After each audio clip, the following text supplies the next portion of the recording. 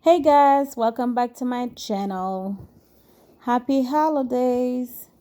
Well, today's video I will be doing my tablescape for Christmas. As you can see, I'm working on my centerpiece.